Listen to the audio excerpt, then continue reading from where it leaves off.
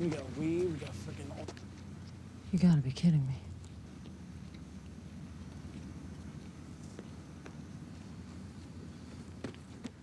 Hey! Hey! No, sorry. Would you... Can't believe I'm doing this. Would you like to have a drink with me?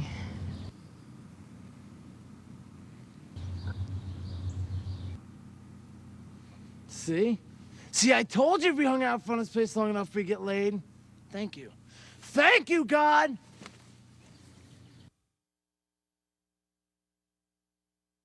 Hi, I'm Kevin Smith. I directed the movie that you're watching. I play Silent Bob. I wrote the movie. I did everything except what everyone else did on the movie, which is an awful lot, and we're going to talk about that as we introduce these, the deleted scenes, the stuff that didn't quite make it into Dogma because it was either poor or not good enough or not funny. Or maybe the film was just a little long and the footage is fine. Picture might have been a little long. To my left is the View Askew historian, Vincent Pereira, a man who dedicates all of his time to minutiae of the View Askew universe, this set of pictures that we've made so far, including Clerks, Mallrats, Chasing Amy, and now this one, Dogma. It's my entire life. This is his whole life. Sometimes he makes movies on his own, Better Place on DVD, check it out. We're here to introduce all the deleted stuff we took out of the movie because it was hackneyed or horseshit or just didn't quite work. And I always tend to blame the performers for that. But this time I'm going to take it on the chin and say it was Scott Mosier's fault. Yeah. Yeah, the shit didn't work because of Mosier. Yeah. Like that Mewes scene. Could have been great, but Mosier. Yeah. He was in the background throwing Worst around some producer ever. some bad karma. Bad karma, right from the get-go. The next sequence, which we're going to look at a few things, and we do love doing this. We love including the deleted scenes on aftermarket video type formats. Used to be laser, fuck laser. Now it's DVD, DVD. Yeah. So we love doing this because it gives us a chance to show you, the audience, the stuff that we would love to include in the movie, but just didn't for time elements or for elements that didn't work in a test screening. Some jerk off wrote something on a card that really hurt my feelings, and so I altered the entire lay of the picture just for that. So you, the audience, have a lot of power over me, a weak-willed director. The next one we're going to look at is what? It's a scene that's in the film but is much shorter, and it's the introduction of Cardinal Glick's character. That's right. George Carlin, who played Cardinal Glick in this movie, had a lot more to do, but while we were editing the movie, first cut was like 3 hours and 15 minutes or something like that. Yeah. We had to keep bringing it down. Excuse me, and Carlin's stuff wound up getting shaved because his character wasn't as integral to the plot of the movie as some of the other characters. So it's not like he wasn't good. Lord knows Carlin was great. And you'll see it in this sequence here and all the stuff that we cut out. So check this stuff out. People coming in. Yeah. Check this stuff out and check it out.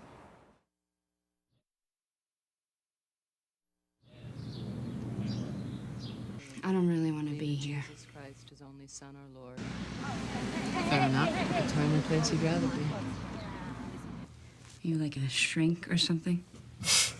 Would that I make what a shrink makes, but alas, yo-ho, yo-ho, a counselor's life for me. So come on, humor me. Anytime, any place, where would you rather be right at this moment? Back at the night, my stupid boyfriend swore up and down he was sterile. And you believed him? I don't know. Made sense at the time. He has one of those crooked dicks.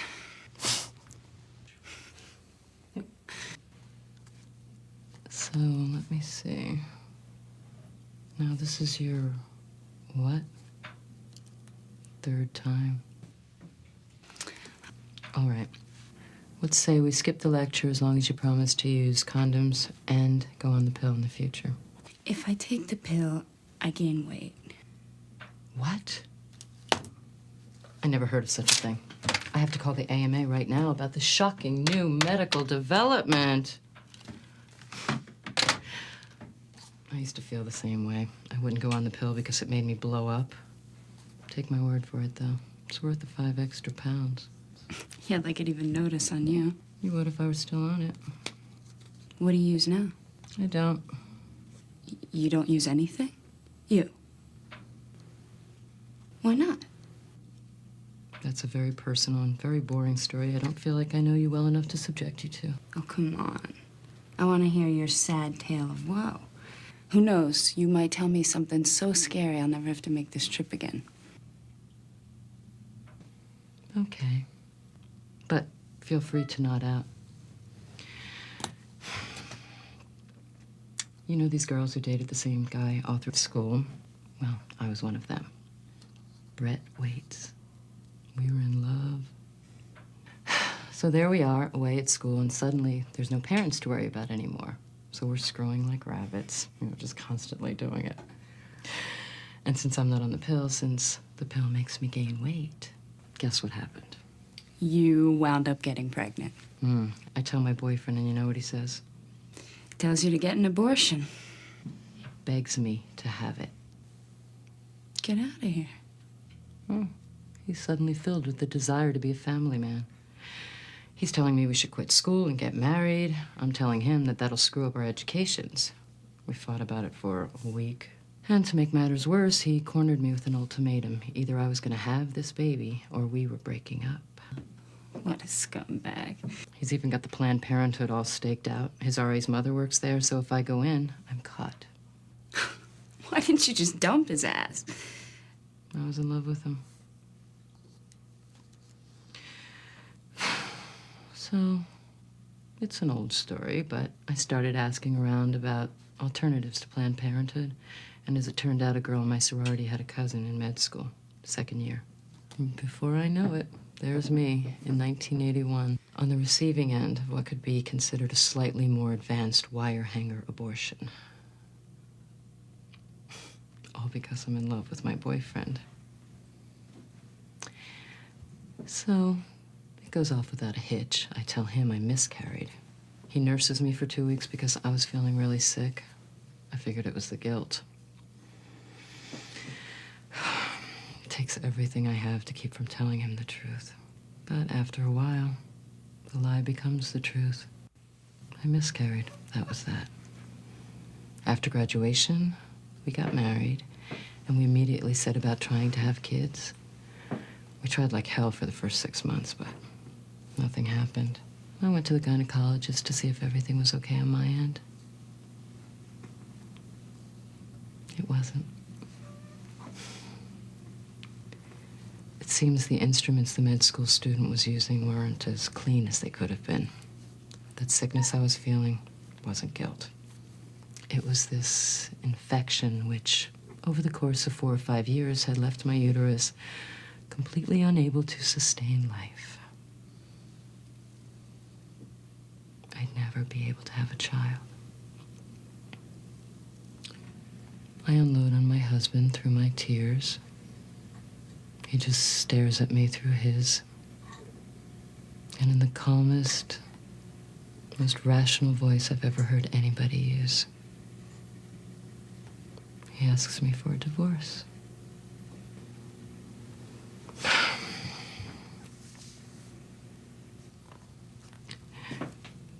And I fought him on it, I told him there were alternatives. Like, we could adopt. But all he said was he wanted a woman who could have his children.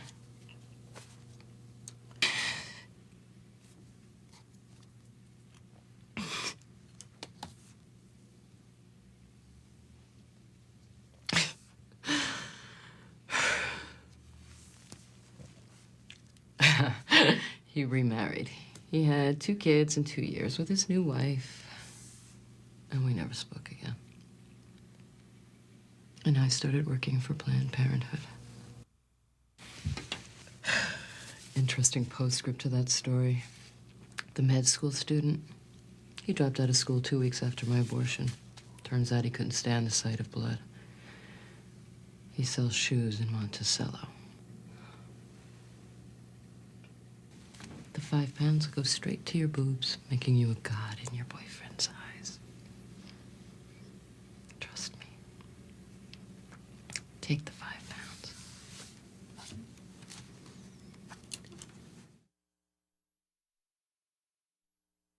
Wasn't that great? Wasn't that great? And while Oscar worthy. and just ignored. And the child was moved. Yes. She's continued to be fascinated by Vincent. The next sequence you're going to see is some great Jason Lee stuff that was kind of trimmed down a bit at the front and a lot more, I think, at the back Yes. end. It's Azrael's introduction to the movie, and you get to see what happened when he first walked into the house. And things like that, all stuff we deemed unnecessary while we were cutting the picture because the movie was, again, running long. Most of the stuff, we'll tell you if we cut it because it was just dog shit, but most of the time we cut this stuff because it was, the movie was just real long. Yeah, it's nice stuff, but, you know, when it comes to trimming down the film, you sort of got to cut away the fat. Cut away the fat. That's what they tell me to do all the time. So check this next sequence out.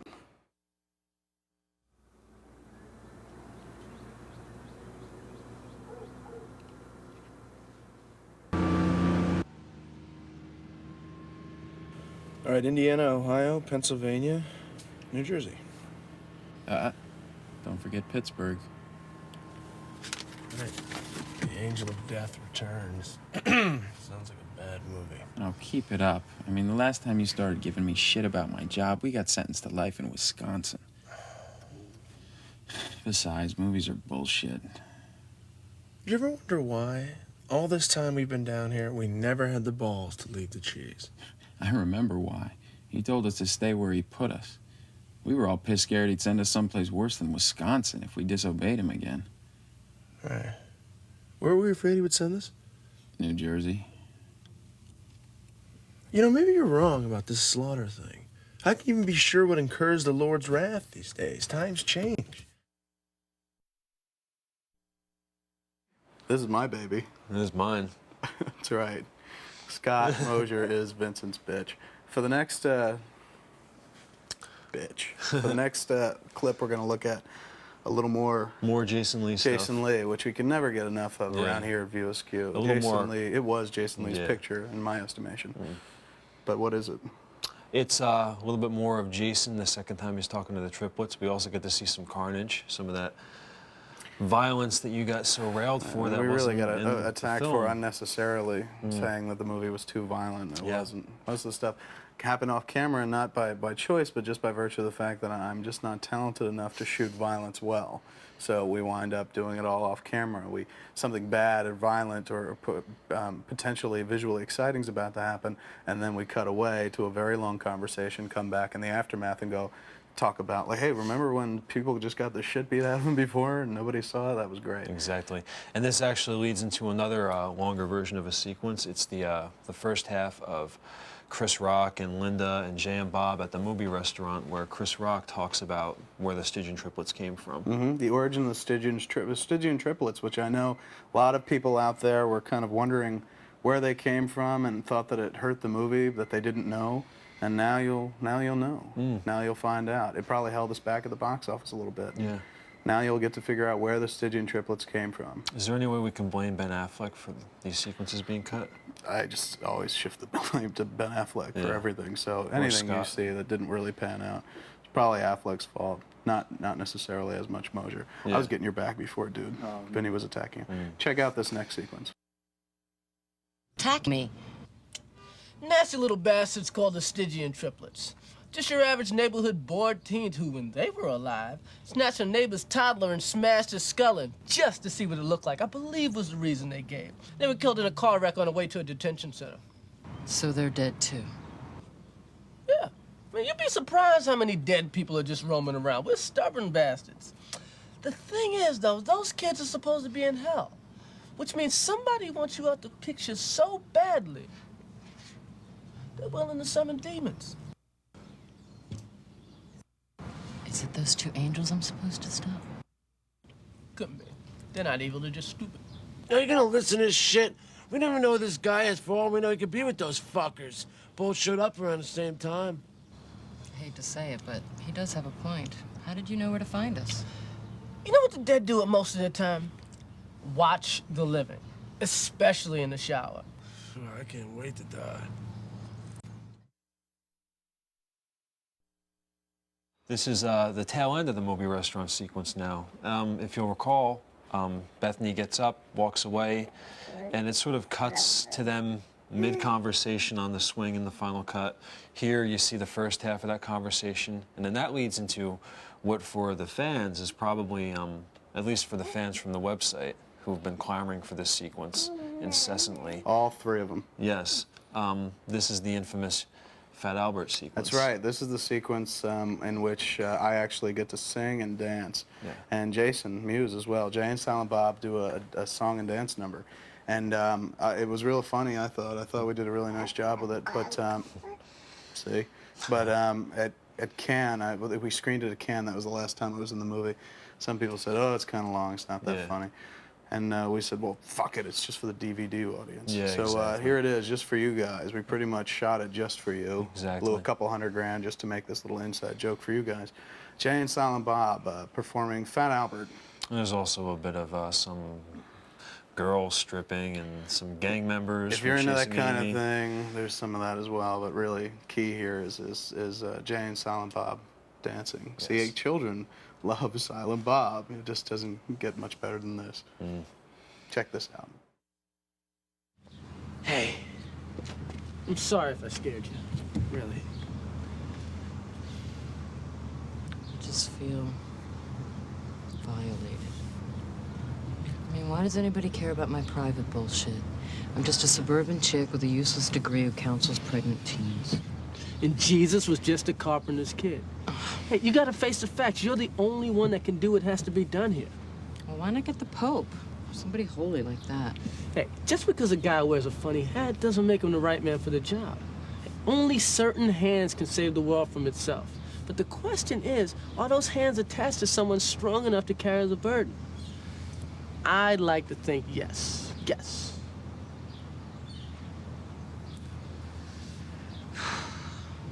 Two-thirds of me wants to forget about this and go home. You know, yesterday, I wasn't sure God even existed. Now I'm up to my ass in Christian mythology. Let me let you in on a little inside info. God hates it when it's referred to as mythology. Well, let's ask the prophets what we should call it instead. Fuck. Where'd those two assholes go?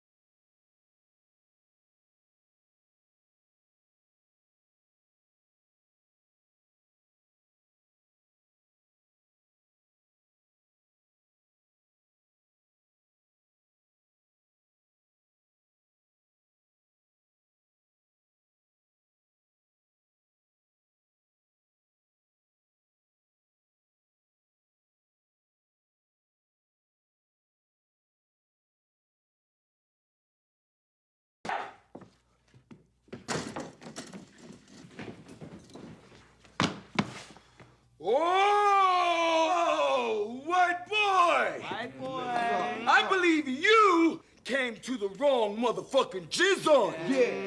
Fucked up now.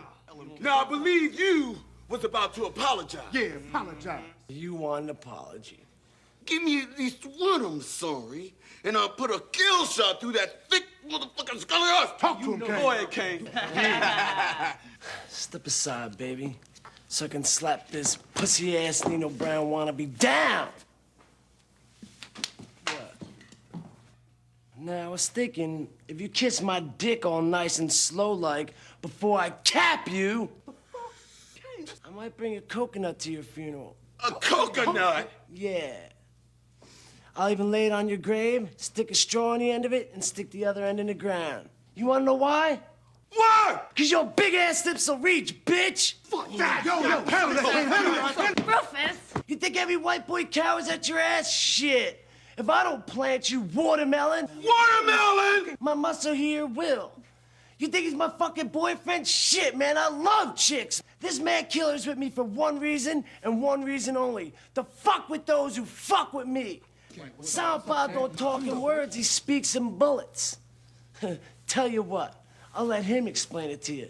Soundbob, cap these punk monkey bitches! Monkey? What? Well, what the fuck you waiting for?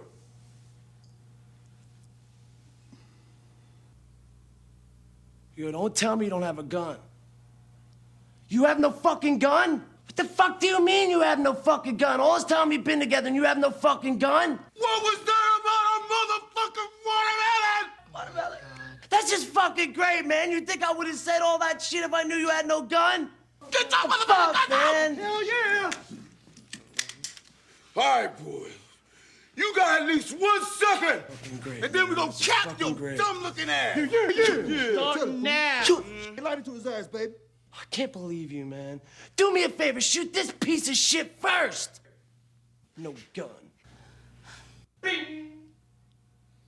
Kane, what the fuck is going on, man? What the fuck is he doing, man? Kane? Yo, the white boys are standing there, Kane. What's he doing, man? What the What is he doing, man? What the fuck is he doing, man? What you doing, white boy? Okay. What the fuck is you doing, white boy? What's he doing, man? White boy, what the fuck? Sing it. And I'm gonna sing a song for you. Hell yeah. Jay's gonna show you a thing or two. Nooch to the nick, to the nooch. You'll have some fun. Me and all the gang. Represent. Learning from each other. How we do out there. Kicking it with food stamps. Nooch, all up at the back slam. Nooch, kicking it with food stamps. Nooch, all up at the back slam.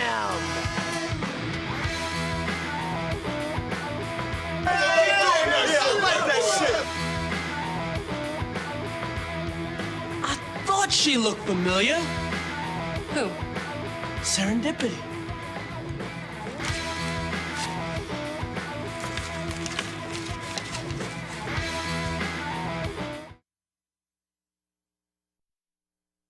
Well, you paid for a special edition, and now you're getting it. This is the entire Smith family. This is my wife, Jennifer. This is my daughter, Harley. This is my son, Vincent. We're all together for the first time on home video. So all the people that hated Dogma and really wanted to do violence against us for its content, now you know what we look like. Did you like the movie, Boo? I loved it. Very proud of you. That's why I married her. What's the next sequence we're going to see? Well, this starts out with the tail end of the infamous movie boardroom sequence, which has a wonderful shot of Matt Damon sort of walking over the table where we really see all the carnage. Dead bodies. Yes, which got cut out of the film. Movie too violent. Yeah. And then that's followed up by a really, really long version of really what is Serendipity's introduction. I mean, we did see her stripping, but this is where we learn what her character's all about. much more information in this sequence than was in the final cut. When we were shooting the sequence with Sama dancing naked, I didn't watch because I was very in love with my wife-to-be. So I've only ever seen one woman naked. That's my wife. Yes. The baby, when I change her diaper, that doesn't really count. My wife's the only woman I've ever seen naked, and I'm happy to say that I was a virgin until we were married. Because you're Catholic. Because I'm practicing Catholic, Yes. as the film so clearly is apparent about. See? Kid agrees. So check this very long sequence out. Bear with it. You'll see some stuff that was actually in the movie still. Some. But there's cut stuff in there. You'll A see lot it. of cut stuff in there. And a different ending to the sequence as well. The way different ending to the completely different.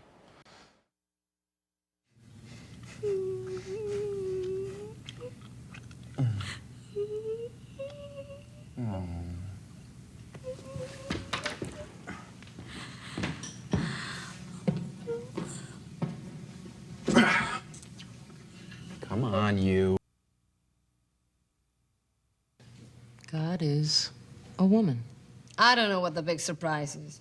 Who else but a mother could have the infinite patience with impudent children God has with humanity? Read your psychology. He's theorized that since a female can give birth to and nurture both sexes, women are the only gender both sexes can feel completely comfortable with. Don't the faithful, both male and female, feel the same way about God? In time of trial, our first instinct is to implore the aid of the Almighty. Just as when you're a child, the only person who can make it all better is... Mom. God, it makes so much sense. Shit! You still got a knack for words. Not very useful in my new line of work. I gotta say it again. Stripping? Oh, shut up, you. I was trying to create something artistic that I could claim as my own. Make a basket. If you third-leggers could look beyond these, you'd notice that we do more than just take our clothes off up there. It's dancing. And well, it's not the great ethereal novel. It is a form of artistic expression, right? Well, I thought I could live with that. But she won't even give me that much now. The way God designed dance is one of the only creative acts which results in no tangible product. You paint, you got a painting. You write lyrics, you got a song. But you dance. When the dance is over, there's nothing to show for it. Nothing to save and enjoy or sell. So I'm back to square one. At least the tips are good. You just have to put up with a lot of shit.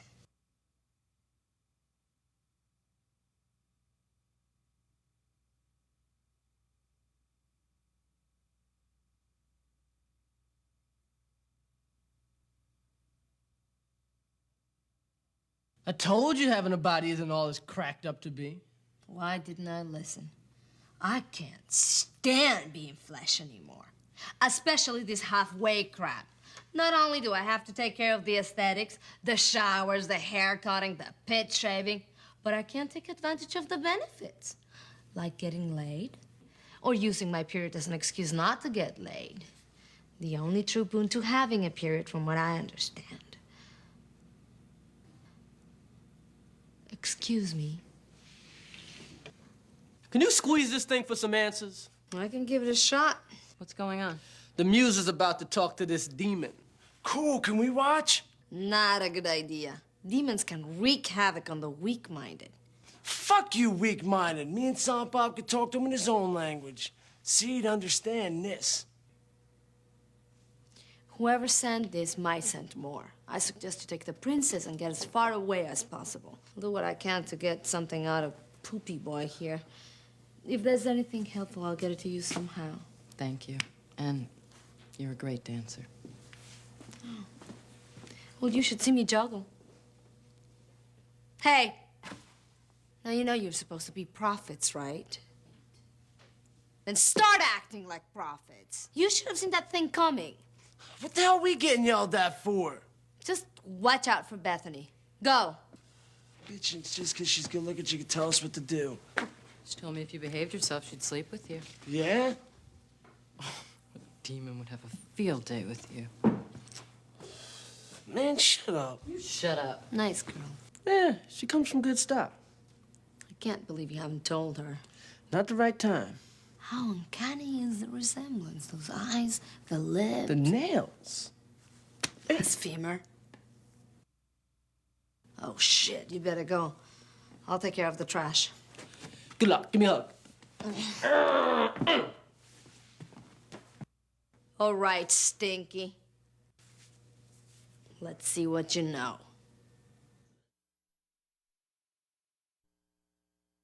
I lost my wife and my child. They're just off camera. I didn't really lose them. Next, we're going to look at the Toy Store sequence. Yeah. Which is in the film.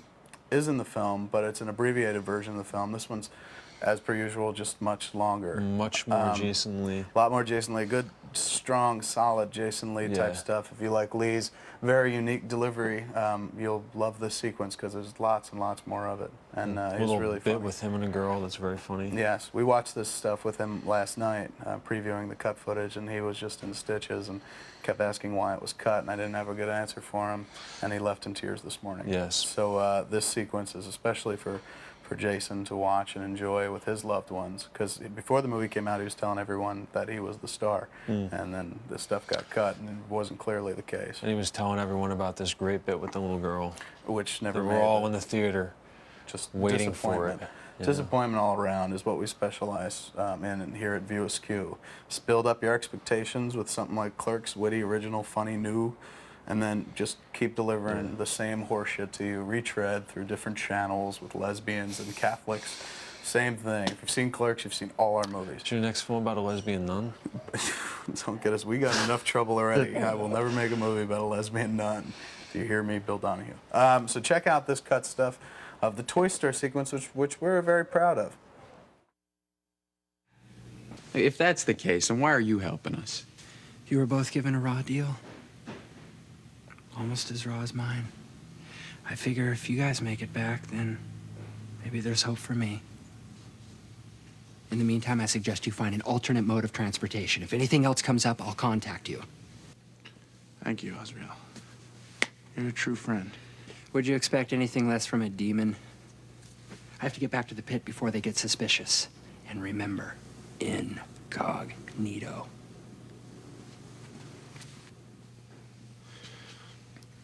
Hey, Az. Is it as bad down there as they say? Give you a hint. They've been playing Mrs. Doubtfire continuously for the past 5 years.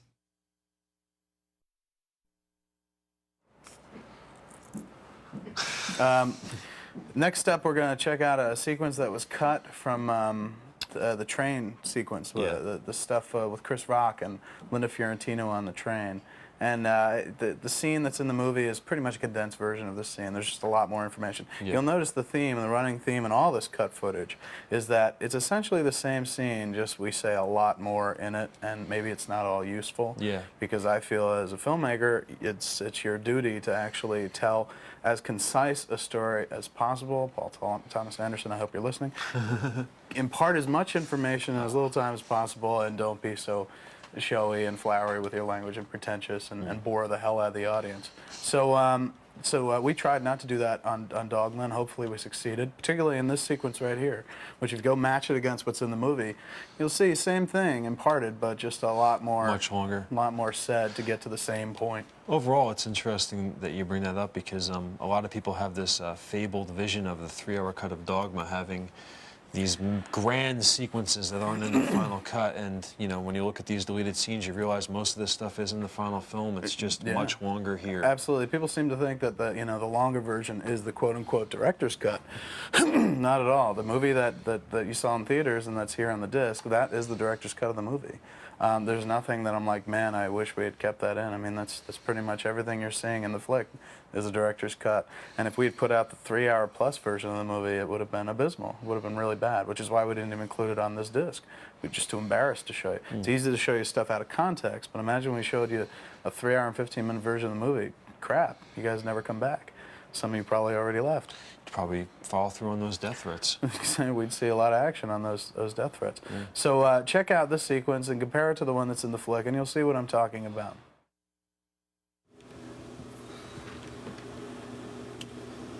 How you coping? They went to the lounge car to smoke.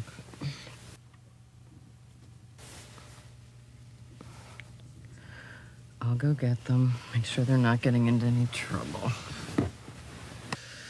I'm gonna catch a few Z's right here. You know, I forgot how tiring living can be. Made even more so by listening to that kid pop all this junk. He said he's gonna wax your ass like mop and glow. What's that mean? Is that some new slang for sex? What the hell's going on?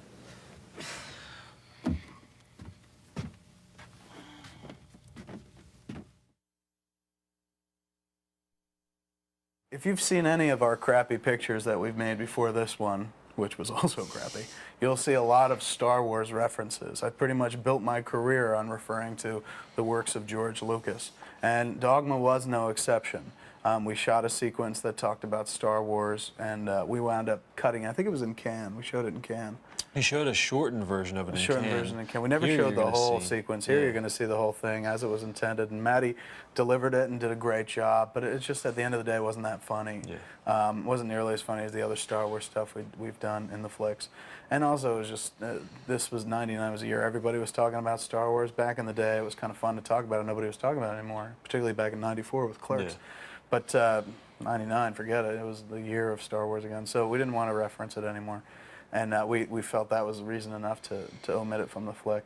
But you check this out. It's pretty. It's cute. Maddie's really good in it. But also, it leads into a longer version of the conversation, the first conversation between Ben and Bethany and Bartleby on the train. Yeah, if you right after the Star Wars speech, it goes right over to Bethany and Bartleby, Linda Fiorentino and Ben Affleck, and you'll see a longer version of that scene, which was also cut in the picture. Just a few more lines of dialogue. Yeah, basically. But check it out. A lot of people asked, hey, what happened to all the Star Wars references you used to make in the movies? And there is one in the movie. There's one with Jason Mewes talking about the cantina, Jay and Silent Bob and Bethany earlier in the flick. This one we felt, that one worked so well in test screenings, we felt this one was a little bit of an overkill.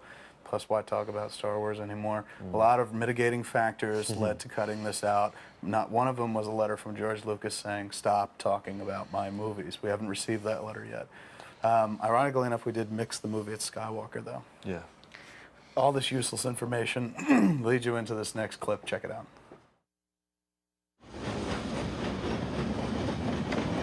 Now, I'm just spitballing here. Shuck and jive a little bit, but I think it's all about organized religion and society's battle against it. The rebels are fighting the Empire, right? Now, the Empire is led by whom?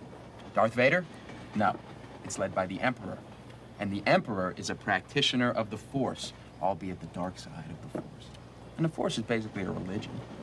So, the entire galaxy is under Imperial rule, and the Imperial government is run by this old religion. What you have there, my friend, is a theocracy, a government run by the church. So, Luke, Han, and Leia are fighting that government to liberate the galaxy from the pious grip of what is, in essence, Holy Mother Church. Right? Right? It's good, right?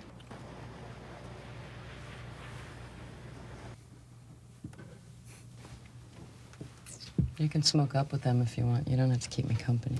That's all right. It's a pretty long trip. I think there'll be time for that later. So, why are you heading to New Jersey? There's just this thing I have to do. You? We're going home. Oh. Do you two live together? Unfortunately, yes. You live with those guys? God, no. They just sort of adopted me. They're funny. The big one never says a word. I wish the little one would take a cue from him. Larry's taken an immediate shine to them, I think. I think not. Did you know that once hell was nothing more than the absence of God? And if you'd ever been in his presence, then you'd realize that's punishment enough. But then your kind came along and made it so much worse. Humans aren't capable of 1/100th the evil a shitbag demon like you is.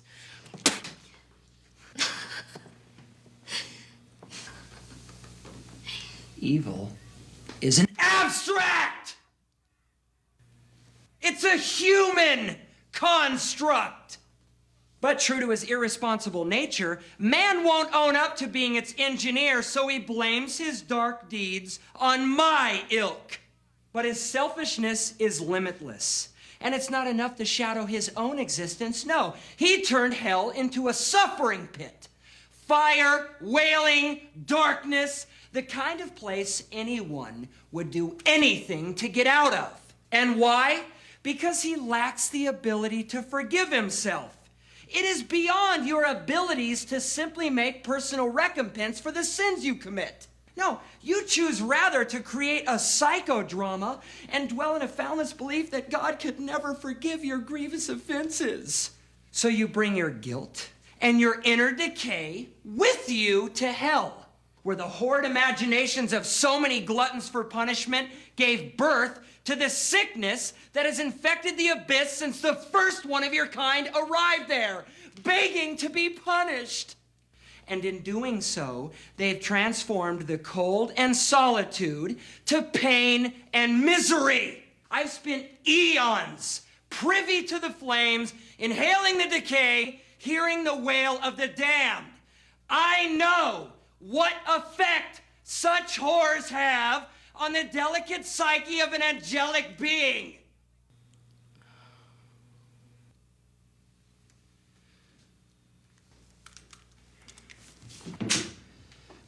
Would you like to glimpse pain eternal? Look.